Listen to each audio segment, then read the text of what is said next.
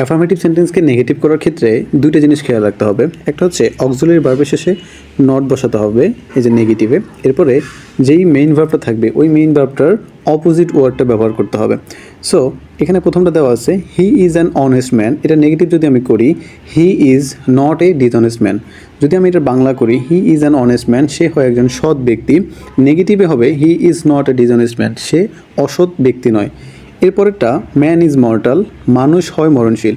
So ওই রুলসটা অনুযায়ী ইজের পরে আমরা ইজ যেটা হচ্ছে অক্সিলারি ভার্ব, অক্সিলারি ভার্বের শেষে আমরা নট বসাই দিব। আর এই যে মোর্টালের হচ্ছে অপোজিট ওয়ার্ড ইমর্টাল বসাই দিব। পরেরটাতে দেখি we shall remember you. So এইখানে এটা যেহেতু অক্সিলারি ভার্ব, সো এটার পরে আমরা কী বসাবো, নট বসাবো। দেন রিমেম্বারের অপোজিট ওয়ার্ড হচ্ছে ফরগেট, তাহলে we shall not forget you. Affirmative সেন্টেন্সে দ্য অ্যান্সার ইজ কারেক্ট, এখানে ইজের পরে আমরা নট বসাবো, কারেক্টের অপোজিট ওয়ার্ড হচ্ছে ইনকারেক্ট, তাহলে এটা হবে the answer is not incorrect.